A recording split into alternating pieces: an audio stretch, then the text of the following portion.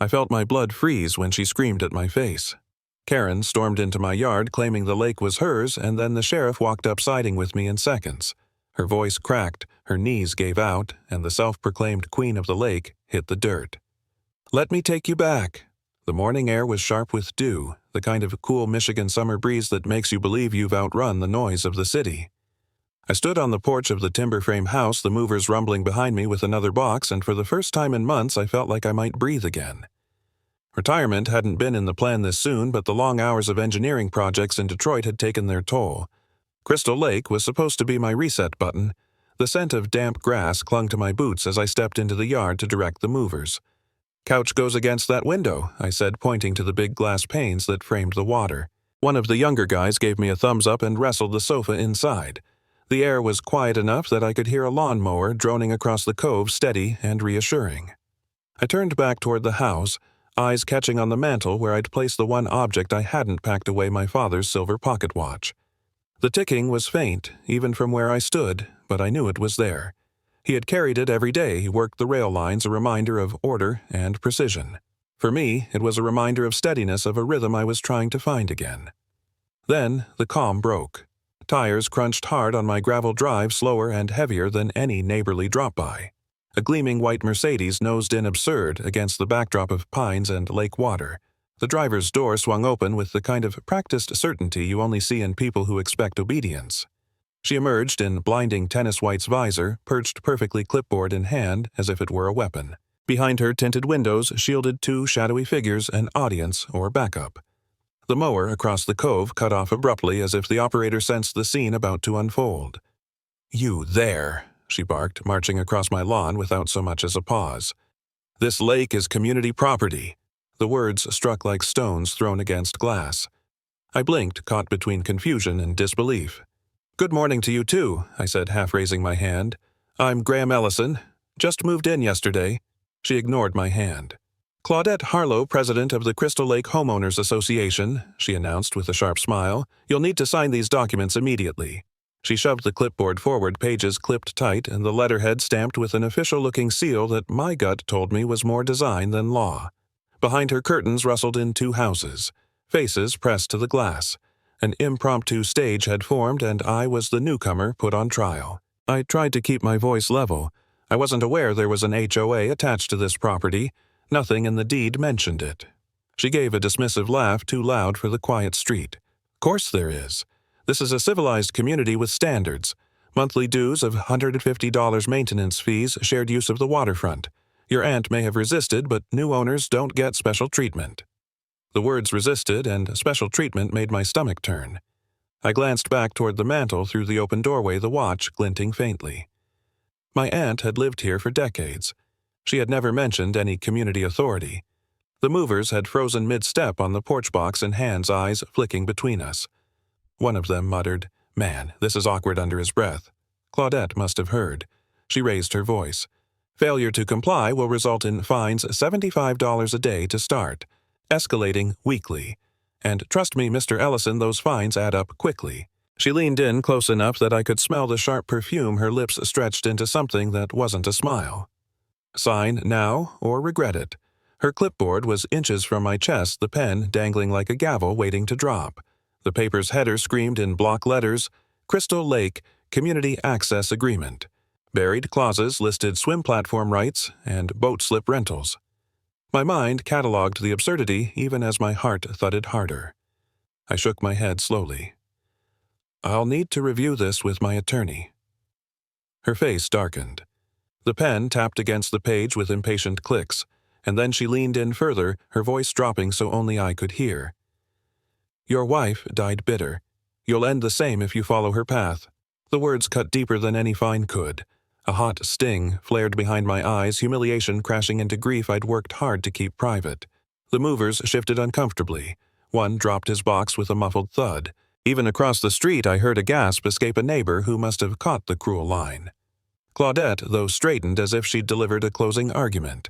She turned sharply, heels grinding into my lawn, and strode back to her Mercedes. The tinted windows swallowed her up, engine purring smugly as she pulled away. I stood rooted in the damp grass, her words hanging heavier than the morning haze. For a long moment, all I could do was stare at the lake. The sun hit the ripples just right, turning the surface into 1,000 shards of light. Somewhere beneath that brightness lay a battle I hadn't known I'd inherited. The mower across the way started again, but softer, as if even the machine understood the unease. I stepped back inside, hand reaching instinctively for the watch on the mantel. The metal was cool against my palm, its tick steady and unbothered, a rhythm stronger than Claudette's threats. My jaw tightened, breath pulling slow and deliberate. "Not today," I whispered. And in that moment, I knew the peace I had imagined wouldn't come without a fight. The first notice came on a Tuesday, folded into my mailbox like any ordinary bill. Violation lawn, height exceeding regulation. Maximum 3 inches. Recorded 3 1/4. I laughed aloud at the absurdity until I realized someone had walked my yard with a ruler. The second came 2 days later, unauthorized bird feeder attracting pests. The third landed on Friday noise disturbance from coffee maker 6:02 a.m. 3 letters in 1 week. The paper edges bit into my fingers as I fanned them out across the kitchen table. The official font tried its best to look legitimate, complete with a seal that bled slightly from a cheap inkjet. My hand trembled when I picked up the certified envelope that followed a heavier weight, the kind that thumps ominously when dropped. The return address carried Claudette's invented Community Enforcement Committee. I tore it open anyway. The words swam for a moment. Further non-compliance will result in daily fines.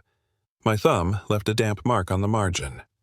By the time Ethan Rowe showed up that afternoon, clipboard under his arm, the autumn air had turned crisp enough that wood smoke drifted from chimneys.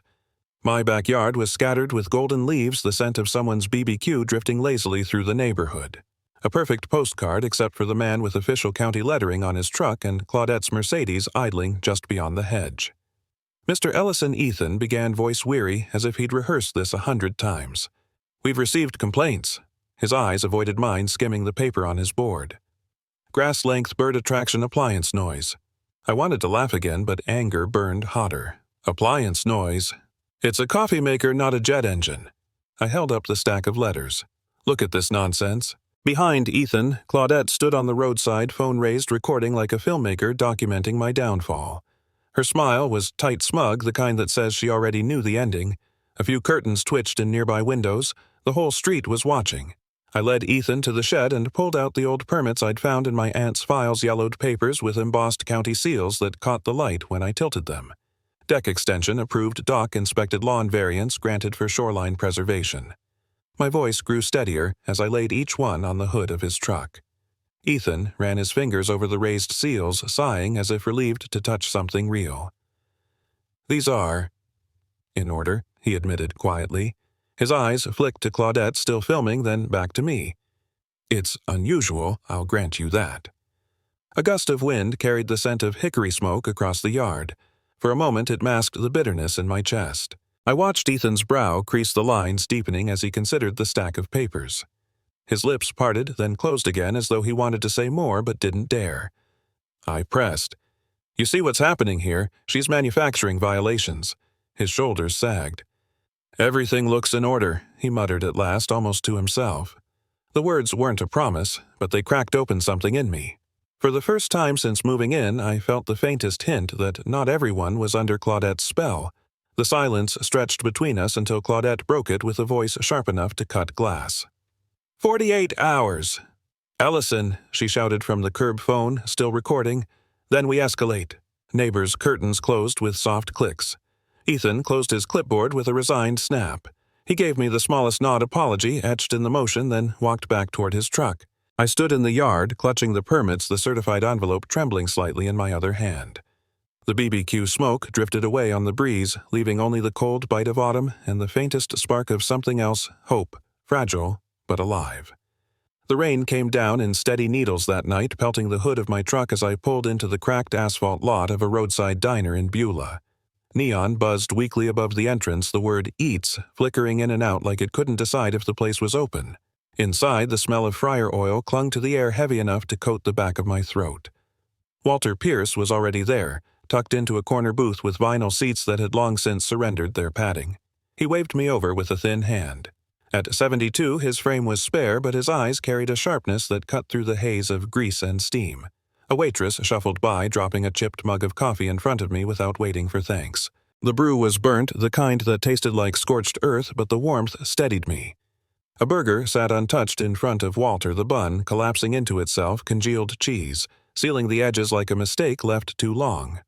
"I knew your Aunt Walter," began, voice even but low. Millicent was stubborn, but she had foresight. She asked me to keep this in case the fight outlived her. He slid a manila folder across the table. The edges were frayed, darkened by decades of handling. Inside lay a yellowed court ruling stamped with the federal seal, the kind of document that hummed with authority. My fingers brushed the embossed lettering. Sterling Visa Maritime Development Corp., 1987. She went up against 3 development companies, Walter said, the neon light catching his glasses, throwing a faint glow across his face. Argued that Crystal Lake was part of a historic shipping route subject to interstate commerce protection. And she won. Federal designation. Ironclad. I exhaled slowly, the paper heavy in my hands. Outside, the rain tapped a syncopated beat on the glass. Walter leaned closer. "Never sign anything they put in front of you. Document everything. Every notice, every false claim, every dollar they try to steal. That's how she fought them. Not with noise, not with fists, with paper." The waitress returned, slid the check between us absent-mindedly, then drifted back toward the counter where a radio murmured an old country tune. I barely heard it. "Why are you telling me this?" I asked. Walter's expression softened. "Because your aunt believed someone in the family would carry this forward. She told me, the day they hand him the keys, he'll need the truth too." "She was waiting for you, Graham." I swallowed hard, throat dry despite the coffee. Memories of Millicent, her measured laugh, the way she always watched the room more than she joined it, flashed unbidden. She hadn't just left me property. She'd left me a responsibility. Walter tapped the ruling with one long finger. "There is no legal HOA here. Nothing Claudette created holds water. You've got more authority in that folder than she'll ever have with her clipboards and threats." The words hit like a jolt of current anger, reshaped into something steadier. Confidence. A plan forming where before there had only been reaction. Rain streaked the window beside us, the neon sign reflecting in uneven red slashes. I closed the folder, holding it tight, and felt the edges bite into my palms. "Thank you," I said simply. Walter gave a faint smile. "Don't thank me yet. Just be ready. She'll push harder before she breaks." When I stepped back out into the night, the rain slapped against my coat, cold and insistent. I clutched the folder under my arm, the sound of its stiff pages muffled, but solid. The windshield of my truck fogged as I slid in, the faint glow of the dashboard lighting the way forward. Raindrops tapped their rhythm on the glass as I sat for a moment, letting the truth settle. My aunt had fought with paper. Now it was my turn. I turned the key wipers squealing across the glass and whispered to myself, "A new plan begins." By January, the lake wore a skin of ice thin enough to sing when the wind crossed it. I stood at the end of my drive with my collar up and my breath turning white, staring at the telephone pole where someone had stapled a damp flyer. The ink had run in little spider legs, but the headline still shouted in thick, angry type, "Ellison to privatize our lake." Another flyer clung to the next pole like a wet leaf. Down the street, 2 more. A woman I didn't know tugged her child's mittened hand, steering him to the opposite sidewalk the way you avoid a stray dog. Curtains lifted lowered. Conversations thinned when I passed. I pulled the nearest page free. The staples fought me orange with rust. "Emergency, meeting community rights in peril," it said, with a grainy photo of my deck cropped to make the railings look like a fence line. The bottom corner bore that same invented seal I'd seen on Claudette's letters, a notch too shiny for county work. I folded the paper once and slid it into my coat pocket. It left a wet rectangle against the wool. The wind slashed again, sharper this time. I turned toward the house, the crunch of salt beneath my boots, and tried to remind myself this was still the same place where loons called in summer and the water turned gold at dusk. It felt like a poor argument. As I crossed the yard, a silver SUV rolled to a stop by my curb. The passenger door popped open before the engine died. A man in a reflective vest hopped out, clipboard already in hand, the vest too new, the badge on it a laminated afterthought. He didn't bother with hello. "Spot inspection," he announced, striding past me toward the garage. "Bylaws sec." He glanced down 4.3. "Access required." I didn't grant any, I said, but he was already shouldering into the half-lifted door boots, clapping on the concrete like he owned it. The garage smelled of cold metal and old sawdust. I'd been sorting boxes that morning, trying to untangle a life's worth of tools and fittings from my aunt's careful labels. The workbench was crowded jars of screws, a tape measure, a coil of extension cord. I'd set my father's pocket watch there while untangling a bundle of hooks the chain looped over a nail to keep it from slipping. "Watch your," I began. The man backed into the bench elbow, sweeping a careless arc. A jar of washers rattled, the tape measure skittered, and the watch slid. It struck the edge of the bench, spun once on its face, and fell. The sound it made, glass against concrete, was small and final like the click of a lock. We both froze. The watch lay belly down, a thin hairline crack sunbursted through the crystal. I could see the second hand twitching beneath it, dutiful and stubborn. "Sir, you can't just—" I knelt and lifted it carefully, feeling the weight that had steadied me since I unpacked it. My fingers felt clumsy in the cold. "That's not yours to touch." "Hazard assessment," he said, but the words had lost their volume. From the doorway came the high whine of another phone camera spinning up. Claudette had posted herself in the driveway visor, low lips parted in anticipation. I could taste metal in my mouth. The vest man cleared his throat and tapped a random box with his pen, then another. He scribbled something, handed me a pink carbon copy speckled with drizzle, and retreated quickly as if my anger might be contagious. The SUV door shut. The engine reversed with a chirp and slid away down the street. I pressed my thumb against the crack in the crystal. The watch still ticked stubborn and offbeat, a tiny heart refusing to be shamed. Fury rose clean and hot, not the flaring kind that burns out, but the slow, steady kind that hardens like ice. "Mr. Ellison," a voice called softly. I turned. She was small in a heavy wool coat, her cane tapping lightly as she approached along the shoveled path. The wind pushed wisps of gray hair from beneath her knit hat. I'd seen her before on her porch 2 doors down, always polite, always alone. Her eyes were bright in a face mapped with years. "Evelyn Torres," she said, stopping at the threshold of the garage as if asking permission without asking. "My husband fished this lake every morning before he passed. I'd like to think it belongs to all of us who love it, not to whoever shouts the loudest." I nodded her in. "Careful," I said, gesturing to the scatter of washers. My voice sounded lower than I felt. Her gaze fell to the watch in my hand. Oh no. The pity in the word didn't feel like pity at me so much as at what had been done. "She'll break anything if it gets her an inch." She meant Claudette. The cane tapped once against the concrete, an exclamation point. "She's been busy," I said, and heard the flatness in it. Evelyn drew closer, breath feathering in the cold. "Busy and sloppy," she murmured. "I've been keeping notes. She thinks we're all too old to understand how money moves." She glanced toward the street where the flyers flapped against the poles in the gusts. "She's stealing from all of us." "How do you know?" I asked, not challenging, just tired of guessing. She opened her purse and brought out a small spiral notebook, the cheap kind you buy beside the register. Its cover was worn nearly white at the edges. Inside, pencil columns marched dates, amounts, initials. "People talk to me," she said simply. "Church friends. The widower down the lane. The young couple with the twins. They've been paying for dock permits, beautification, winter storage, cash and checks. I told them to keep their stubs, then I wrote it down." She flipped to the back where a clipped stack of photocopied checks was tucked under the cardboard. Same account number on every deposit. Not a community fund. A gust pushed the door against its rails, and for a moment the whole garage groaned. I saw the frost of her breath and the steady tremor in her gloved hand as she held the notebook. "There's more," Evelyn said, voice dropping. "Men in suits came last month." She showed them a binder with blueprints. Said something about a Marina Slips retail tour boats. I heard the word investors. One of the men called her Madam Chair and laughed. The picture stitched itself together in my head, the flyers, the staged inspections, the threats dressed as rules. Not about order at all. About a purchase price driven low by fear. I looked down at the watch again. A sliver of glass had lifted near the center, catching the weak light from the bare bulb above us. The second hand kept ticking stubborn to the point of virtue. I closed my palm around it, feeling the cool metal warm slowly against my skin. Evelyn must have read something in my face. She slid the notebook into my free hand. "You're not alone," she said. "Use this." The cane tapped once more, decisive, almost cheerful, and she turned toward the door, the winter light making a halo of her breath. I stood with the cracked watch in one hand and the notebook in the other, the cold of the concrete seeping through my knees, anger settling into something steadier than heat. Outside, a flyer peeled away from the pole and skated across the ice of the road until it lodged against my curb. The headline stared up at me, bloated with rain. I folded the notebook into my coat and cradled the watch against my chest. The wind rose, The lake sang.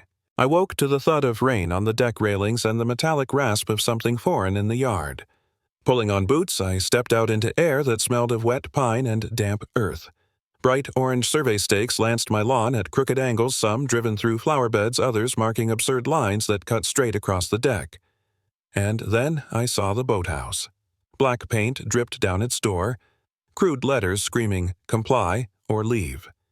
The fumes still clung to the air, sharp and acrid, making my throat itch. I pressed a palm against the wet wood, and when I pulled away, the paint smeared black streaks across my skin. An envelope flapped under a stone on the porch. Notice of eviction. The header read in bold, complete with another faux seal. The date was circled, "Vacate within 30 days." I sank onto the steps, mud soaking my shoes, and let the paper hang in my grip. For the first time, my chest truly tightened with the thought, maybe they'll succeed in pushing me out. The sound of children crying carried across the rain. I lifted my head. Down by the shoreline, the Parker kids stood in bright yellow raincoats, their parents kneeling to hush them. Claudette's latest order had barred them from swimming for safety reasons, and their dock had been taped off with garish red ribbon. One of the twins pulled at the tape with mittened hands until her father gently stopped her. Their mother caught my gaze across the water, and apology and despair rolled into one, and then looked away. Inside my laptop screen glowed in the dim light. A new email blinked in bold. From Patricia Wolf, Special Agent. Subject, evidence needed. The cursor hovered over the unopened line while rain traced the window. My hand hovered too heavy with reluctance. I clicked. "Mr. Ellison, if you have verifiable records, financial correspondence recordings, this is the time. The U.S. Attorney's Office requires direct evidence of fraud and intimidation. We cannot act without it." Below her phone number, one sentence underlined, "Call if you're willing to help us finish what your aunt began." I leaned back, palms against my eyes. A sick tide of exhaustion rolled through me. Flyers on poles. Neighbors' silence. My father's watch cracked but still ticking. And now, eviction. I felt hollow, as though Claudette had scooped out my resolve and left a shell in its place. The phone rang. Walter's name flashed on the screen. "You sound like you're drowning," he said as soon as I answered. His voice was steady, even with the static crackle of old landlines. "They've escalated," I told him. "Eviction notices, spray paint survey stakes. The neighbors are folding. I don't know if I can keep this up." There was a pause. I could hear him breathing, paper shuffling. "Listen to me, Graham. The law can be a weapon if you hold it right." Millicent knew that. "You've got more evidence than you realize. Don't swing your fists, swing your paper." His words thudded into the silence.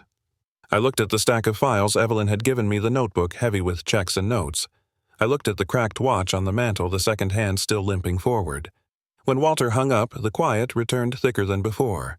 Only the rain and the faint tap of branches against the glass kept me company. I gathered everything onto the kitchen table. Evelyn's notebook copies of my aunt's deeds, the fraudulent notices with their cheap ink bleeding in the damp. I slid them into manila folders, my engineer's hand labeling each with black marker.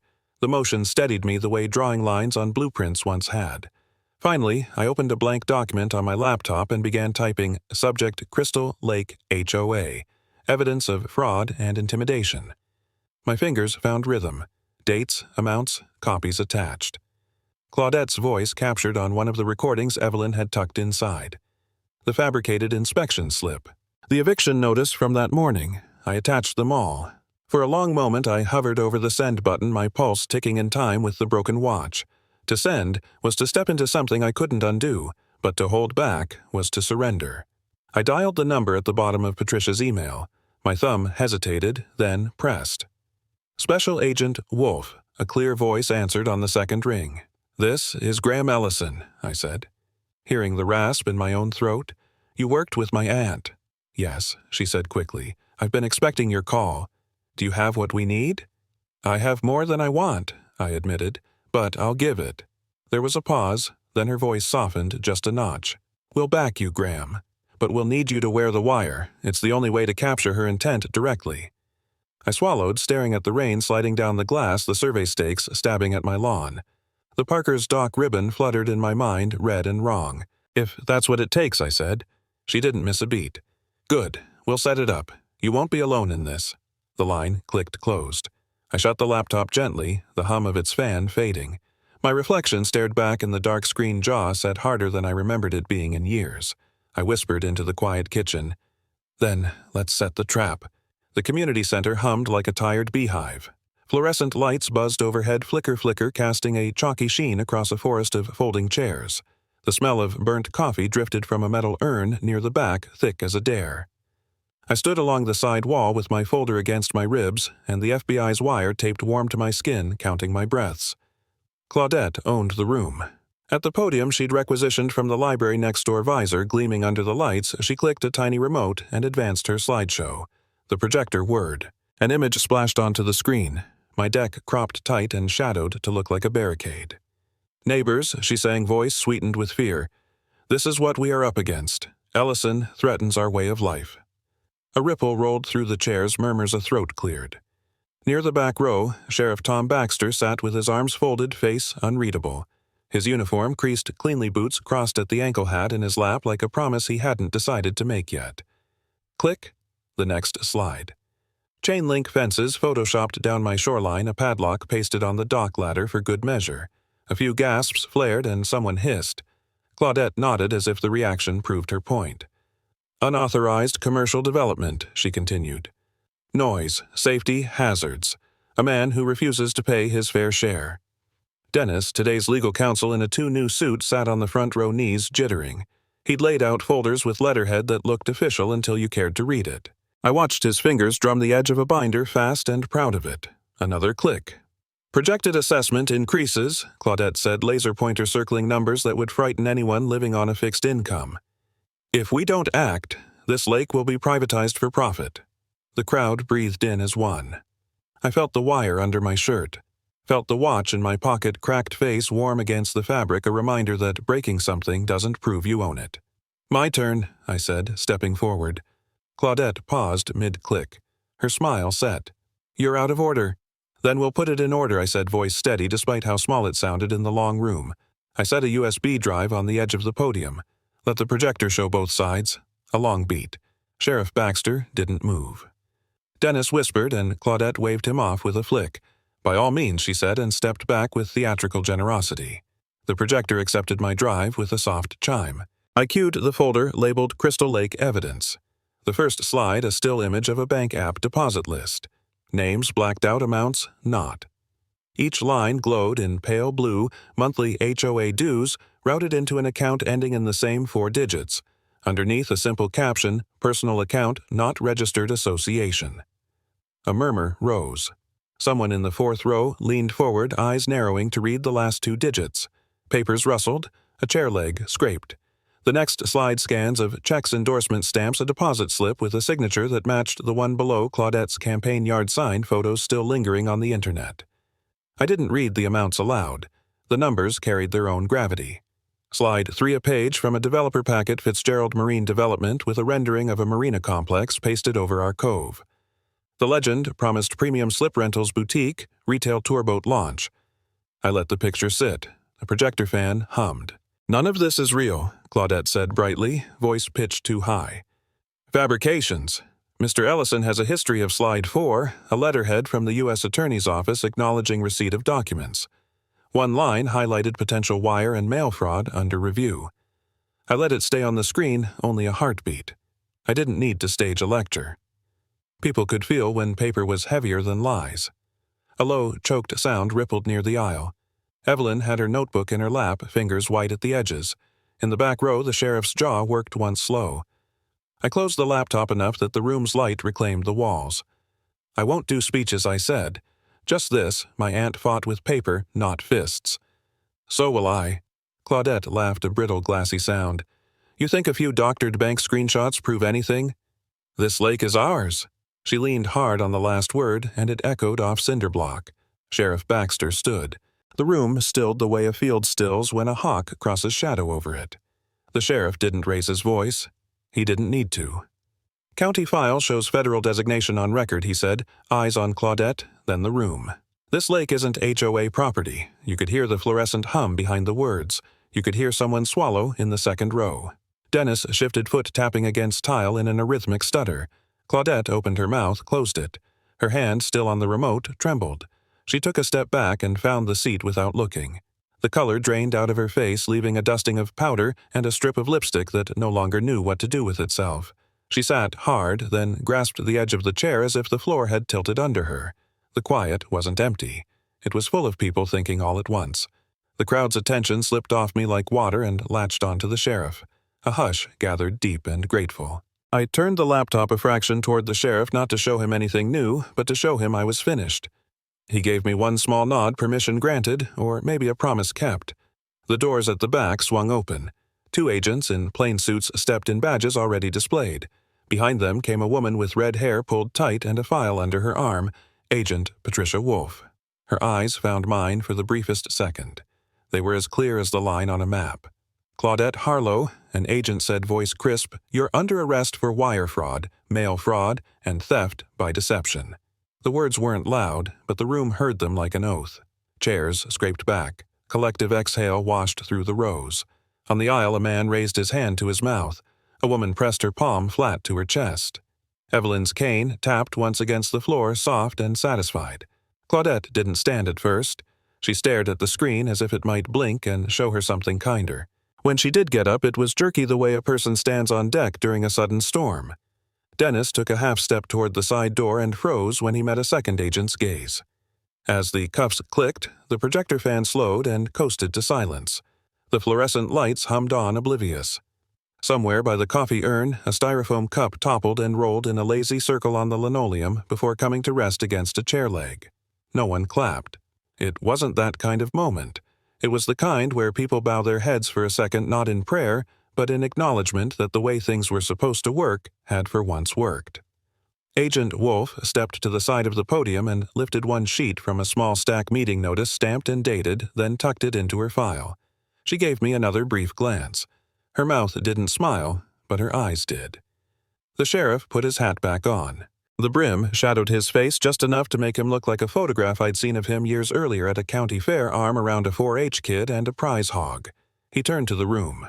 "Folks," he said, "we'll finish this outside." And the crowd finally let itself breathe.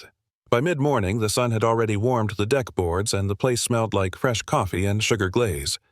Neighbors arrived in 2s and 3s, setting pink bakery boxes beside a scatter of chipped mugs. Someone brought a thermos half the size of a paint can. The Parker twins darted to the railing and peered between the balusters at the lake, giggling when a bluegill flashed near the dock ladder. Laughter rolled across the water in easy loops. Evelyn came first, her cane ticking a patient metronome on the planks. "You look 10 pounds lighter," she said, eyes bright. It wasn't about my waistline. I poured her coffee and she took it with both hands, inhaling like the steam held the word finally. Stories found their way into the open, the way they do once the worst is over. Sam Duffy, a soft-spoken contractor with a sun-leathered neck, described the lien notice that had appeared on his mailbox after he refused a mystery assessment. He held it up now, thin paper, too much bold type like a snake's shed skin. "I kept paying the real bills," he said. "But this thing, I knew it wasn't right." The Parkers stood close together, his arm over her shoulders, her hand anchored to his belt loop. "Claudette told our girls they were a hazard," Mrs. Parker said, voice going tight on the last word. 8 years old, a hazard. A murmur spread through the group, sympathy, anger, relief turning in the same current. Somebody set down a cinnamon twist and reached for a pen instead. I fetched the stack of clipboards. "Hold your horses before the pens," Evelyn announced, a conductor cueing strings. "Let the man bring out something proper to sign." The screen door banged once, and Walter stepped through like he'd been waiting for his entrance. He was hatless in the heat, gray hair ruffled by a forgiving breeze, and he carried a folder thick enough to level a table. "Morning," he said, voice like dry paper, useful, unpretentious. "I hear we're ready to do this in daylight." He laid the folder on the picnic table. Inside were draft pleadings, a cover letter, and most importantly a petition, plain language, not a syllable wasted, requesting a formal audit and restitution, authorizing a class action on behalf of those defrauded. Walter slid a pen across the grain toward me. "Start with the host," he said. My name looked both odd and right on the first line. The pen left a wet ridge of ink. I passed it to Sam, who wiped his palm on his jeans as if to clear the day's sawdust that wasn't there. He signed, slow, careful, a carpenter's exactness migrating to letters. The Parkers added theirs together, heads almost touching. One by one, neighbors pressed names into the page, leaning the clipboards against the deck railing where sun warmed the wood and made the ink shine. Tell them about the remedies Evelyn prodded, and Walter obliged, but briefly. Restitution, an injunction against fictitious bodies masquerading as authority, costs and fees. We'll file with the county by week's end and with the federal court as needed. His eyes crinkled. You've already done the hard part, telling the truth where people could hear it. Just then, a teenage boy shuffled up the steps with a brown paper bag and the embarrassed look of someone sent to deliver a message. From my mom, he said. She said to tell you no pressure, and also about time. The bag was light. Inside, cushioned in tissue, lay my father's pocket watch. Its face was whole again, glass smooth and unblemished, the second hand sauntering along like it had only paused for breath. A narrow receipt was tucked beneath it. Ellison watch. Repair $48. Thank you. I felt the oddest urge to show it around like a newborn. I snapped the case shut and held the weight in my palm. The tick settled somewhere under my sternum. Evelyn squeezed my forearm. Looks better on you mended than angry, she said. Walter tapped the petition stack, drawing us back. 2 more pages, he said. Then we break bread. He indicated the donuts with a nod that might have been reverence. The pens kept moving. Ink, smudged under cuffs, and damp fingers left gray half-moons on the edges of the paper. Someone apologized for a shaky signature. Another person steadied her wrist, both laughing. Children thundered down to the dock with towels like capes, their parents calling feet first, and no one said anything about permits or fines or hazards. When the last page filled, I flipped the stack and smoothed the top with my palm. The names made a texture you could feel old, cursive, young block print, the occasional flourish from a retired teacher who couldn't help herself. We stood in a loose circle the way people do at gravesides and weddings and everything important in between. On the record, Walter said softly, we shook hands as if we were sealing something older than paper. Sam's grip was solid. Evelyn's was light but decisive, her cane tucked in the crook of her arm. The Parkers pulled me into a quick, awkward hug that left powdered sugar on my shoulder. I didn't brush it off. Coffee's still hot, someone said, and the circle dissolved into refills and crumbs, and talk of normal things, dock boards that need sanding, the best cheap sunscreen, whether the blues are biting by the reeds. The deck creaked comfortably under shifting feet. A gull heckled us from the end of the swim platform like an old neighbor. Between sips, Walter leaned in. I'll file, but you'll lead, he said. Not in front of microphones, in front of people. He popped the lid on the thermos, poured the last inch of coffee into his cup, and smiled at the steam. Turns out daylight is a decent disinfectant. The petition pages dried in the sun. I slid them into a clear sleeve Walter had brought, the plastic catching a flash of glare. The repaired watch sat on the table beside them, ticking like 2 clocks were finally back in sync, mine and the community's. Later, when the boxes were empty and the mugs stacked by the sink, I stood at the rail alone and looked toward the boathouse. The paint had weathered to a dull bruise of letters over the past months. Even so, I could still read the command it had tried to make law. The roofline threw a straight shadow over the water. Inside there was space, workbenches, shelves light, a place where things could be repaired, not just stored.